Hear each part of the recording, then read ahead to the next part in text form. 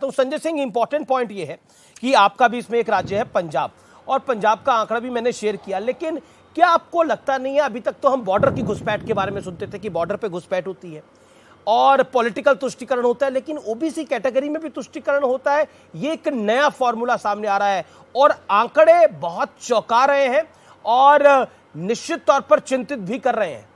और जब मैंने आज इस कार्यक्रम के बारे में ट्वीट किया और फेसबुक पर डाला तो मुझे जबरदस्त रिस्पांस मिला इसका, और लोगों ने बड़े सारे सवाल पूछे।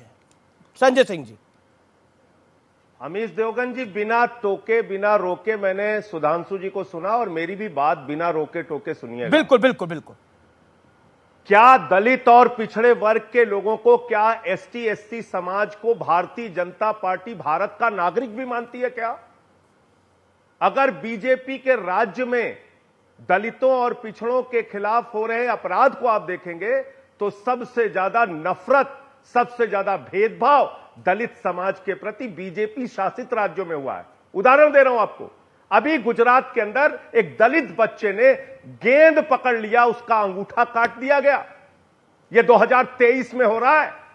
अभी मध्य प्रदेश के अंदर एक पुलिस का जवान दलित समाज से था, घोड़ी पर बैठ गया, गोलियां चलने लगी।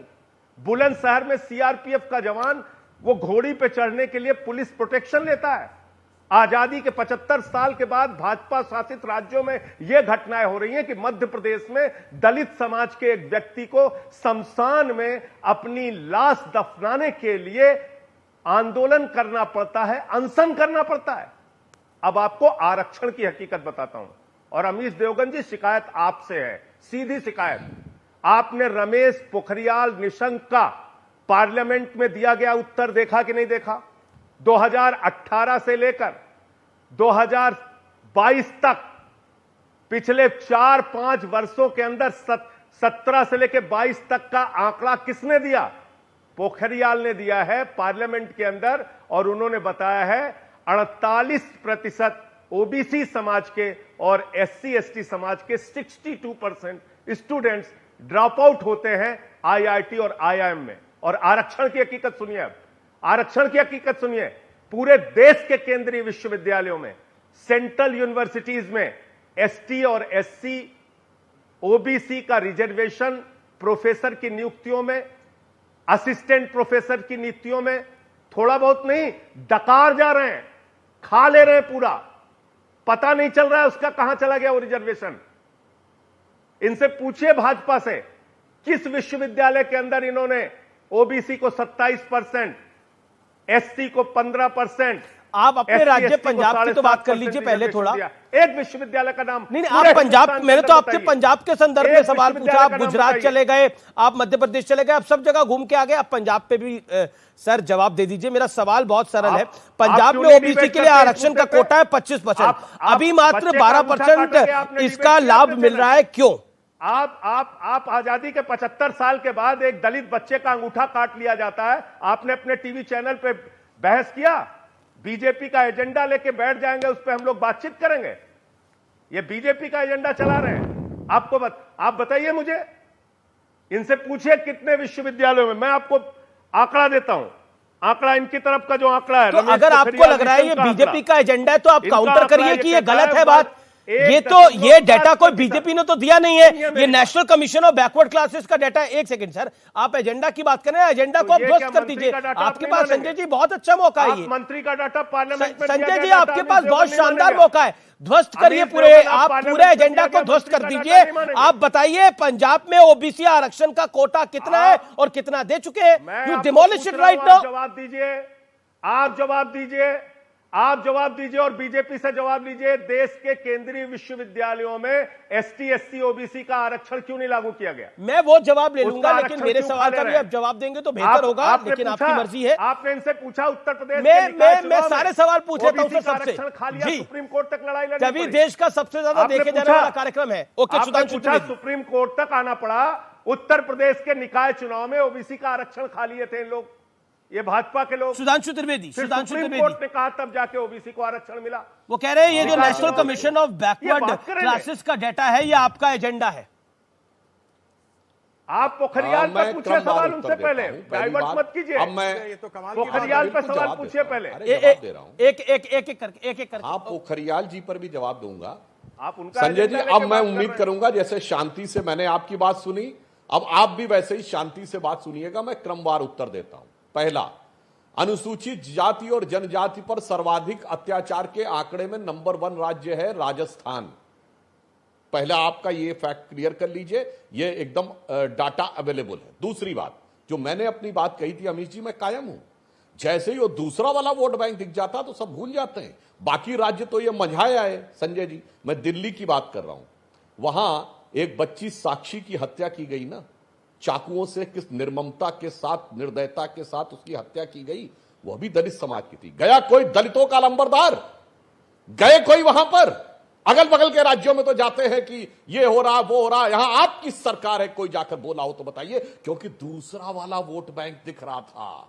अगर हत्या भी हो जाएगी, चाकुओं से गोद कर हत्या हो जाएगी दलित बेटी की, तो चिंता नहीं है, क्योंकि किसका समर्थन करना है और किसका समर्थन लेना है, ये वोट के तराजू पे तौल के देखा जाता है। इसीलिए मैंने पूरी इनाम। अब तीसरी बात, जो इन्होंने पोखरियाल जी की, प्रोफेसर की बात कही, संजय जी, आपके तो नेता कहते हैं सबसे ज्यादा पढ़े लिखे हैं। उन पढ़े लिखे को इतना नहीं पता है, यदि एक पोस्ट क्रिएट होती है तो वो आरक्षित होती है कि अनारक्षित होती है? पहला पद अनारक्षित होता है, दूसरा पद कहीं पर दूसरा पद आरक्षित होता है। और बड़ी सी क्लियर बात है, अधिकांश अवसरों पर प्रोफेसर की कितनी पोस्ट क्रिएट होती है मैं पूछता हूं। जैसे डिपार्टमेंट में सेक्रेटरी की पोस्ट 1 आती है, एडिशनल सेक्रेटरी की 2 आती हैं, तो जब पहला पद क्रिएट होगा तो वह अनारक्षित होता। हाँ, क्या बोल रहे, पढ़े लिखे हो, आईआईटी खड़गपुर के हैं ना आपके जनाब, उनसे पूछिए। अरे भाई, अगर एक डिपार्टमेंट में 6 लेक्चरर होंगे तो रीडर की पोस्ट कितनी होंगी? 3। प्रोफेसर कितनी होंगी? 1।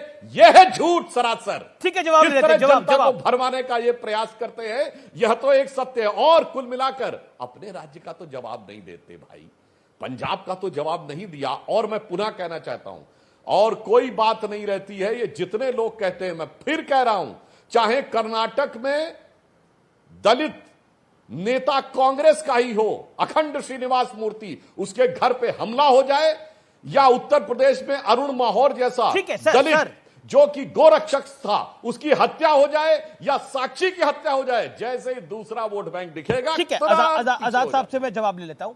ठीक है, मैं संजय जी आपके पास आऊंगा, फिर मैं आजाद साहब से पहले नहीं, मैं बता दूं, इन्होंने मुझसे 1 मिनट, अमीश जी मुझसे सवाल किया इन्होंने, मैं जवाब दे देता हूं। अच्छा, 30 सेकंड में आप जवाब दीजिए, देन कीर्ति अमीश आजाद जी मुझसे सवाल जी किया जी इन्होंने। जी जी। हाँ, पहली चीज, साक्षी की पहले मुझसे किया था। चाकू से गोद कर हत्या कर दी गई दिल्ली के अंदर। इन्होंने अमित शाह का इस्तीफा मांगा अभी तक? एलजी विनय कुमार सक्सेना का इस्तीफा मांगा? उत्तर प्रदेश में हाथरस कांड हुआ, एक दलित बेटी के साथ गैंगरेप हुआ, उसकी हत्या हो गई।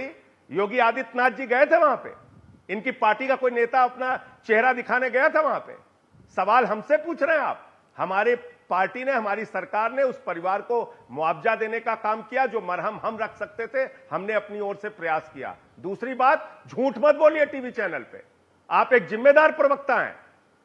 पूरे देश के अंदर आपने ऐसे ऐसे करके ही पोस्टें निकाली है, 2 post 4 post, 2 post 4 post, vacancies खाली हैं, जी जी, स्थान रिक्त हैं। अगर एक साथ निकालेंगे तो एसटी एससी ओबीसी का रिजर्वेशन देना पड़ेगा, इसलिए एक साथ पोस्ट नहीं निकालते, इसलिए रिजर्वेशन नहीं देते, इसलिए पूरे देश के केंद्रीय अरे ये उस पार्टी से हैं नहीं, मैं इसका जवाब देना चाहता हूं। ठीक है। आरएसएस ने 97 वर्षों में एक भी आरएसएस का प्रमुख पिछड़ा, दलित और आदिवासी समाज से नहीं बना। मैं फिर दोहरा रहा हूं, ये नफरत करते हैं दलित समाज से, ये नफरत करते हैं समाज के वंचित लोगों से, ये नफरत करते हैं आदिवासी समाज से, ये उनको अछूत मानते हैं। आज भी इनके राज्य में एक दलित बच्चा जी, आपने अपनी बात को रखा। अब देखिए, काट लिया जाता जी जी, है। ये दलित परिवार को आज भी शमशान में लाश दफनाने की इजाजत नहीं है मध्य प्रदेश में। नहीं, मैं टेक्निकल पॉइंट का उत्तर देना चाहता हूं। आप एक साथ दे दीजिएगा सुधांशु जी। कीर्ति भाजपा आजाद के इंतजार कर रहे हैं अपनी टर्न का शांति से। कीर्ति आजाद साहब, मैंने एक आंकड़ा